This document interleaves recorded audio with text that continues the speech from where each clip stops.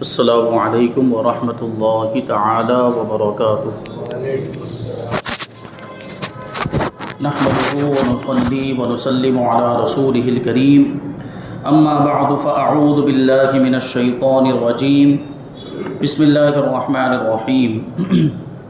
ان الله وملائكته يصلون على النبي يا ايها الذين امنوا صلوا عليه وسلموا تسليما اللهم صل على سيدنا ومولانا محمد معدن الجود والكرم وآله الكرام وابنه الكريم وبارك وسلم صلاة وسلاما عليك يا رسول الله صلی اللہ تعالی علیہ وسلم۔ عزیزان ملت اسلامیہ، 9 ہجری کے واقعات کو بیان کیا جا رہا ہے۔ اسی سال کے اہم واقعات میں سے ایک بہت ہی بڑا واقعہ غزوہ تبوک یعنی جنگ تبوک کا واقعہ ہے۔ اس کے بارے میں یہاں سے بیان کریں گے۔ تبوک مدینہ اور شام کے درمیان ایک مقام یعنی ایک جگہ کا نام ہے جو مدینہ سے 14 منزل دور ہے۔ 14 منزل ابھی جو ہے اس کا اندازہ لگایا جائے تو تقریباً 650 کلومیٹر ہے۔ تبوک یہ جو مقام ہے یہ مدینہ منورہ سے 650 کلومیٹر کے فاصلے پر، اور بعض مورخین کا قول ہے کہ تبوک ایک قلعے کا نام ہے، اور بعض کا قول یہ ہے کہ تبوک ایک چشمے کا نام ہے، یعنی جو پانی نکلتا ہے زمین میں سے یا پہاڑ میں سے، یہ ایک چشمے کا نام یا ایک کنویں کا نام ہے۔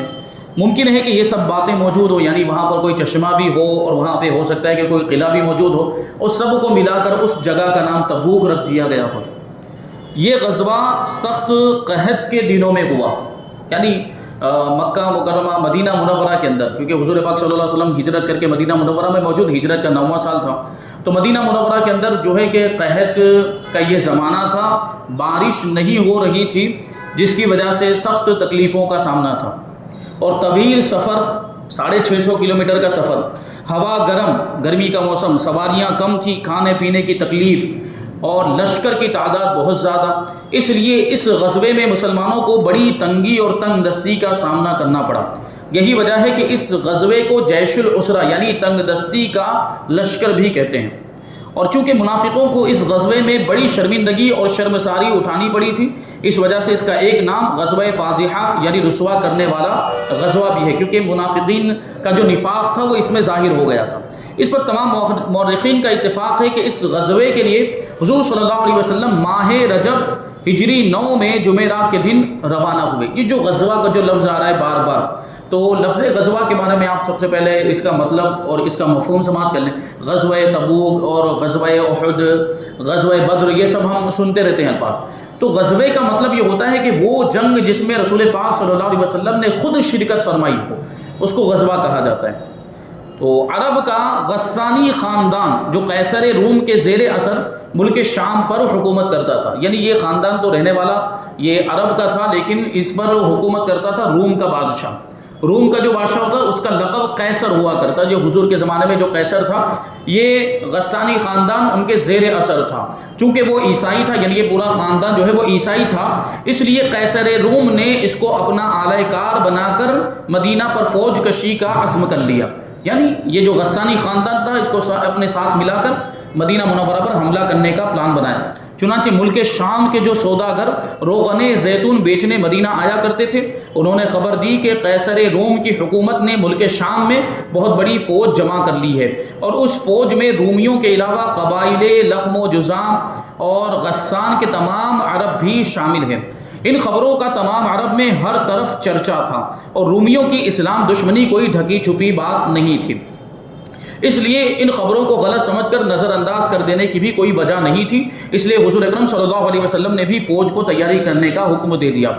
لیکن جیسا کہ اوپر بیان کر چکے کہ اس وقت حجاز مقدس میں شدید قحط تھا، بارش نہیں ہو رہی تھی، اور گرمی بہت زیادہ تھی، اور وہ کہہ رہے ہیں کہ بے حد شدت کی گرمی پڑ رہی تھی۔ ان وجوہات سے لوگوں کو گھر سے نکلنا بھی دشوار ہو گیا تھا، اتنی گرمی، اوپر سے بارش نہیں ہوئی تو لوگ گھر سے باہر بھی نہیں نکل رہے تھے۔ تو مدینے کے منافقین جن کے نفاق کا بھانڈا پھوٹ چکا تھا، وہ خود بھی فوج میں شامل ہونے سے جی چراتے تھے اور دوسروں کو بھی منع کرتے تھے، لیکن اس کے باوجود 30,000 کا لشکر جمع ہو گیا۔ یہ جانثاری کا عالم تھا۔ یہ صحابہ کرام اور ایمان ان کا اتنا مضبوط تھا کہ ایسی گرمی کے موسم میں، قحط کے زمانے میں بھی حضور پاک صلی اللہ علیہ وسلم کی ایک آواز پر کتنا لشکر؟ 30,000 کا لشکر جمع ہو گیا، مگر ان تمام مجاہدین کے لیے سواریوں اور سامان جنگ کا انتظام کرنا ایک بہت ہی بڑا کٹھن مرحلہ تھا۔ اب 30,000 کا لشکر، تو ان کے لیے گھوڑے، سواریاں، ہتھیار، یہ سب چیزیں جمع کرنا بڑا یہ معاملہ تھا، کیونکہ لوگ قحط کی وجہ سے انتہائی مفلوق الحال اور پریشان تھے۔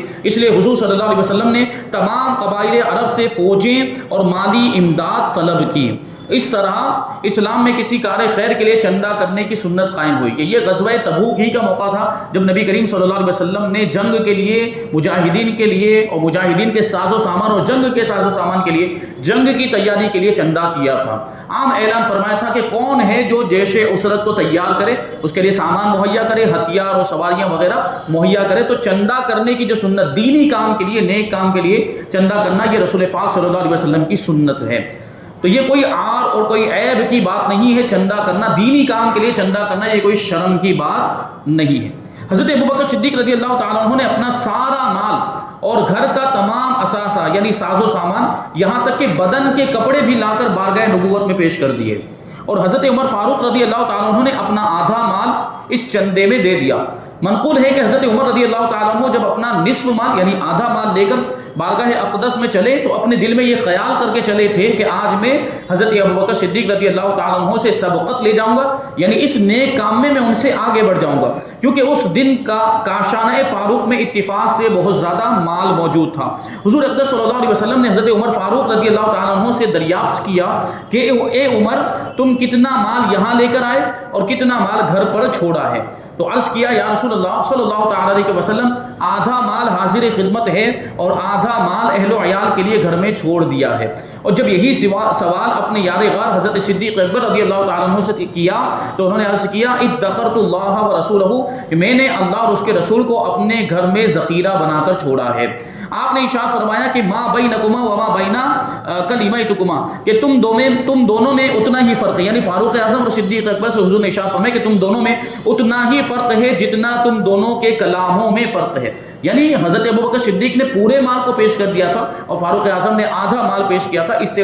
پتہ چل گیا اور ثابت ہو گیا کہ حضرت ابوبکر صدیق رضی اللہ تعالیٰ عنہ کا مرتبہ فاروق اعظم سے بڑا ہے۔ حضرت عثمان غنی رضی اللہ تعالیٰ عنہ نے 1000 اونٹ اور 70 گھوڑے مجاہدین کی سواری کے لیے اور 1000 اشرفی فوج کے اخراجات کی مد میں اپنی آستین میں بھر کر لائے اور حضور علیہ الصلوۃ والسلام کی آغوش مبارک میں بکھیر دیا۔ آپ نے ان کو قبول فرما کر یہ دعا فرمائی، اللہم ارضا عن عثمان فإنہ عنہ راضی، اے اللہ تو عثمان سے راضی ہو جا کیونکہ میں اس سے خوش ہو گیا ہوں۔ حضرت عبد الرحمن ابن عوف رضی اللہ تعالیٰ عنہ نے 40,000 درہم دیے اور عرض کیا کہ یا رسول اللہ صلی اللہ تعالیٰ علیہ وسلم، میرے گھر میں اس وقت 80,000 درہم تھے، آدھا بارگاہ اقدس میں لے کر آیا ہوں اور آدھا گھر پر بال بچوں کے لیے چھوڑ آیا ہوں۔ تو ارشاد فرمائے کہ اللہ تعالیٰ اس میں بھی برکت دے جو تم لائے ہو اور اس میں بھی برکت عطا فرمائے جو تم نے گھر پر رکھا ہے۔ اس دعائے نبوی کا یہ اثر ہوا کہ حضرت عبد الرحمن ابن عوف رضی اللہ تعالیٰ عنہ بہت زیادہ مالدار ہو گئے۔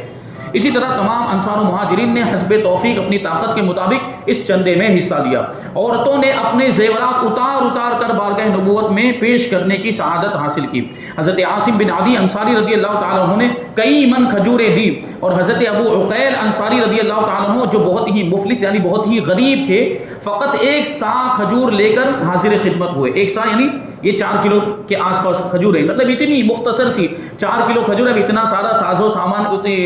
اتنے سارے ساز و سامان کی ضرورت ہے، اتنے روپے پیسے درہم و دینار کی ضرورت ہے، اس میں یہ حضرت ابو عقیل انصاری کتنا لے کر آ رہے ہیں؟ صرف 4 کلو کے برابر کھجوریں لے کر آ رہے ہیں۔ ہمارے آپ کو جو ہے کہ کوئی ضرورت ہوتی، بہت زیادہ ضرورت ہوتی اور کوئی چھوٹا سا معمولی سا مال لے کر آتا تو ہم قبول کرتے، لیکن یہ رسول پاک صلی اللہ علیہ وسلم کی ذات تھی، وہ لوگوں کے جذبات کی بھی قدر کیا کرتے تھے۔ تو ابو عقیل انصاری یہ تھوڑی سی کھجوریں لے کر آئے، وہ بہت غریب تھے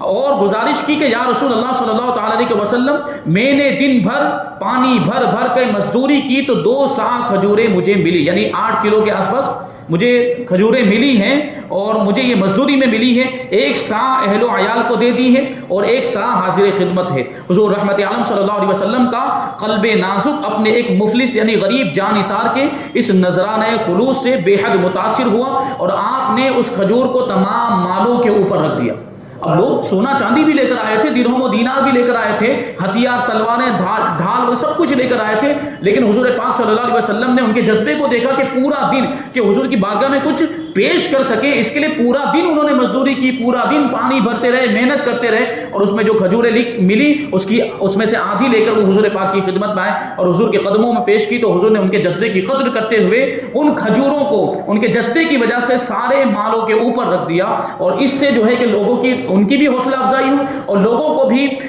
اس بات کا احساس ہوا کہ ہمیں اس میں بڑھ چڑھ کے حصہ لینا چاہیے۔ رسول اللہ صلی اللہ علیہ وسلم کا اب تک یہ طریقہ تھا کہ غزوات کے معاملے میں بہت زیادہ رازداری کے ساتھ تیاری فرماتے تھے، یعنی خفیہ طور پر، پوشیدہ طور پر جنگ کی تیاری کرتے تھے، یہاں تک کہ اسلامی لشکر کو عین وقت تک یہ بھی نہ معلوم ہوتا تھا کہ کہاں اور کس طرف جانا ہے، مگر جنگ تبوک کے موقع پر سب کچھ انتظام اعلانیہ یعنی کھلم کھلا طور پر کیا، اور یہ بھی بتا دیا کہ تبوک جانا ہے، کسی سے کوئی بات نہیں چھپائے، اور قیصر روم کی فوجوں سے جہاد کرنا یہ بھی حضور نے بتا دیا تاکہ لوگ زیادہ سے زیادہ تیاری کر لیں۔ حضرات صحابہ کرام نے جیسا کہ پہلے بیان کر دیا جا چکا کہ کھول کر چندہ دیا، دل کھول کر چندہ دیا، مگر پھر بھی پوری فوج کے لیے سواریوں کا انتظام نہ ہو سکا، چنانچہ بہت سے جانباز صحابہ کرام اسی بنیاد پر اس جہاد میں شریک نہ ہو سکے کہ ان کے پاس سفر کا سامان نہیں تھا۔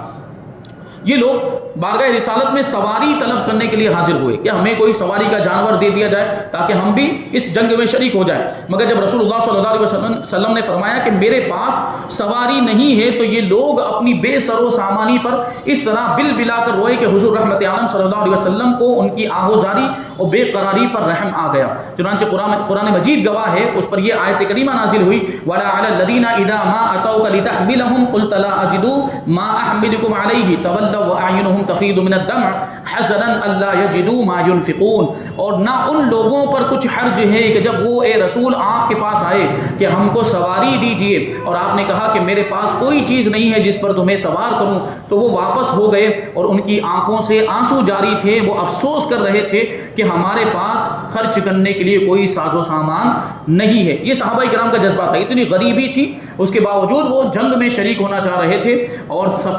سفر کے سامان کے لیے کوششیں کر رہے تھے۔ بہرحال حضور صلی اللہ علیہ وسلم 30,000 کا لشکر ساتھ لے کر تبوک کے لیے روانہ ہوئے، اور مدینے کا نظم و نسق یعنی انتظام چلانے کے لیے حضرت علی رضی اللہ تعالیٰ عنہ کو اپنا خلیفہ بنایا، یعنی حضور نے حضرت علی کو حکم دیا کہ آپ مدینے میں رہیں، اور یہاں جو بچے رہیں گے، بوڑھے رہیں گے، اور جو عورتیں ہوں گی ان کو آپ کو دیکھنا ہے، ان کا انتظام کرنا ہے اور ان کی حفاظت کرنی ہے۔ جب حضرت علی رضی اللہ تعالیٰ عنہ نے نہایت ہی حسرت و افسوس کے ساتھ عرض کیا کہ یا رسول اللہ صلی اللہ تعالیٰ علیہ وسلم، کیا آپ مجھے عورتوں اور بچوں میں چھوڑ کر خود جہاد کے لیے تشریف لے جا رہے ہیں؟ تو حضور پاک صلی اللہ علیہ وسلم نے ارشاد فرمایا الا ترضى ان تكون مني بمنزلة هارون من موسى الا انه ليس نبي بعدي، اے علی کیا تم اس پر راضی نہیں ہو کہ تم کو مجھ سے وہ نسبت ہے جو حضرت ہارون علیہ السلام کو حضرت موسیٰ علیہ السلام کے ساتھ تھی، مگر یہ کہ میرے بعد کوئی نبی نہیں ہے، یعنی حضرت ہارون بھی نبی تھے، حضرت ہارون کا بھی رشتہ حضرت موسیٰ علیہ السلام سے تھا، اور حضرت ہارون بھی حضرت موسیٰ علیہ السلام کے خلیفہ تھے۔ اسی طرح حضور پاک صلی اللہ علیہ وسلم نے بھی حضرت علی کو اس وقت کے لیے جنگ تبوک کے موقع کے لیے اپنا خلیفہ بنایا تھا، اور حضور پاک صلی اللہ علیہ وسلم نے یہ فضیلت حضرت علی کو دی تھی اور اس پر یہ بشارت ارشاد فرمائی تھی۔ لیکن آگے کیا ارشاد فرماتے کہ حضرت ہارون نبی تھے لیکن میرے بعد کوئی نبی نہیں ہو سکتا ہے، یعنی جس طرح حضرت موسیٰ علیہ السلام کوہ طور پر جاتے وقت حضرت ہارون علیہ السلام کو اپنی امت بنی اسرائیل کی دیکھ بھال کے لیے اپنا خلیفہ بنا کر گئے تھے، اسی طرح میں بھی تم کو اپنی امت سونپ کر جہاد کے لیے جا رہا ہوں۔ مدینے سے چل کر مقام سنیت الوداع میں آپ نے قیام فرمایا اور فوج کا مقدمہ، میمنہ، میسرہ وغیرہ مرتب کیا، یعنی فوج جو لشکر ہوتا ہے اس کے مختلف حصے ہوتے ہیں، جو آگے والا حصہ ہوتا ہے اس کو عربی میں مقدمۃ الجیش کہا جاتا ہے، جو آگے آگے چلے، اور عام طور پر اس میں سوار ہوتے ہیں، گھوڑے پر جو سوار، اونٹ پر جو سوار، وہ اس میں ہوتے ہیں، اور جو دائنی جانب والا حصہ ہوتا ہے اس کو میمنہ کہا جاتا ہے، اور بائیں جانب والا حصہ ہوتا ہے اس کو میسرہ کہا جاتا ہے، اور بالکل بیچ والا جو حصہ ہوتا ہے اس کو قلب کہا جاتا ہے، اور عام طور پر لشکر کا جو امیر ہوتا ہے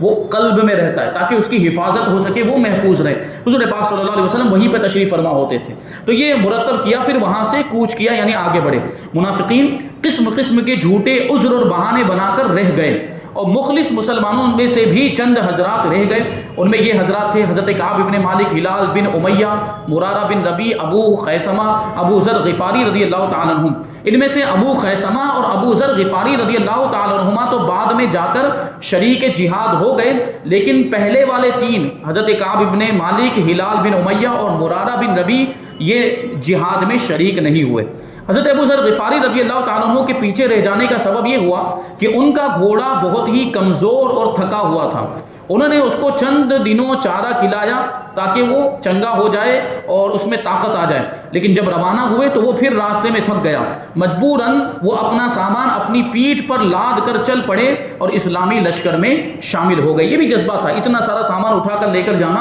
اور پتہ نہیں کتنا فاصلہ ہوگا. وہ اپنی پیٹھ پر لاد کر سامان، وہ حضرت ابو ذر غفاری رضی اللہ تعالیٰ عنہ یہ لشکر میں شامل ہوئے. حضرت ابو خیثمہ رضی اللہ تعالیٰ عنہ جانے کا ارادہ نہیں رکھتے تھے، مگر وہ ایک دن شدید گرمی میں کہیں باہر سے آئے تو ان کی بیوی نے چھپر میں چھڑکاؤ کر رکھا تھا. یعنی گھر کا جو چھپر ہوتا ہے اس پر پانی کا چھڑکا، گرمی کا موسم تھا تو پانی کا چھڑکاؤ تاکہ کچھ ٹھنڈک ہو جائے. تھوڑی دیر اس سایہ دار اور ٹھنڈی جگہ میں بیٹھے، پھر ناگہاں یعنی اچانک ان کے دل میں حضور صلی اللہ علیہ وسلم کا خیال آ گیا. اپنی بیوی سے کہا کہ یہ کہاں کا انصاف ہے کہ میں تو اپنی چھپر میں ٹھنڈک اور سائے میں آرام و چین سے بیٹھا رہوں اور خدا کے مقدس رسول اس دھوپ کی تمازت اور شدید لو کے تھپیڑوں میں سفر کرتے ہوئے جہاد کے لیے تشریف لے جا رہے ہوں. ایک دم ان پر ایسی ایمانی غیرت سوار ہو گئی کہ توشے کے لیے کھجور لے کر ایک اونٹ پر سوار ہو گئے اور تیزی کے ساتھ سفر کرتے ہوئے روانہ ہو گئے. لشکر والوں نے دور سے ایک شتر سوار کو دیکھا، یعنی ایک ایسے سوار کو دیکھا جو اونٹ پر سوار تھا، اونٹ لے کر آ رہا تھا. تو حضور پاک صلی اللہ علیہ وسلم نے فرمایا کہ ابو خیثمہ ہوں گے،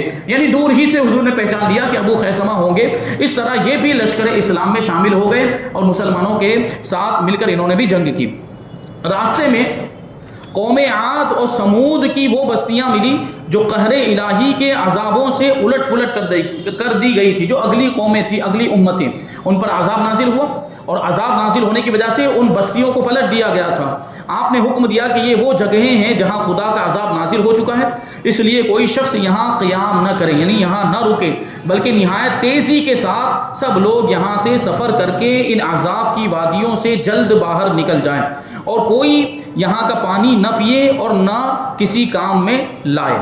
اس غزوے میں پانی کی قلت، شدید گرمی، سواریوں کی کمی سے مجاہدین نے بے حد تکلیف اٹھائی مگر منزل مقصود پر پہنچ کر ہی دم لیا. یہ حضور پاک صلی اللہ علیہ وسلم کے وہ جانثار صحابہ کرام کہ حضور پاک صلی اللہ علیہ وسلم کی ایک آواز پر لبیک کہتے ہوئے حاضر ہو جایا کرتے تھے اور حضور پاک صلی اللہ علیہ وسلم جو کچھ بھی ارشاد فرماتے اس فرمان پر اپنا سب کچھ قربان کرنے کے لیے تیار ہو جاتے. تو اتنی تنگی کا عالم تھا اور یہ جنگ کے موقع پر قحط کا معاملہ تھا، ساز و سامان اتنا نہیں تھا، سفر کرنے کے لیے جن سواریوں کی ضرورت تھی وہ سواریاں بھی نہیں تھی. جن لوگوں کو سواریاں میسر آئی، اونٹ گھوڑے، وہ سواریوں پر سوار ہو گئے، لیکن جن لوگوں کے پاس سواریاں نہیں تھی وہ پیدل ہی چلنے لگ گئے اور پیدل چلتے چلتے آخرکار یہ ساری تکلیفیں اور مشقتیں برداشت کرتے ہوئے یہ لشکر مقام تبوک پر پہنچ گیا. لیکن راستے میں، وہاں پہنچنے سے پہلے راستے میں بہت سارے معجزات کا ظہور بھی ہوا حضور پاک صلی اللہ علیہ وسلم کی ذات سے. انشاءاللہ تبارک و تعالیٰ آگے ان معجزات کا ذکر کیا جائے گا جو راستے میں مدینہ منورہ سے تبوک جاتے وقت راستے میں جو معجزات رونما ہوئے، ظاہر ہوئے،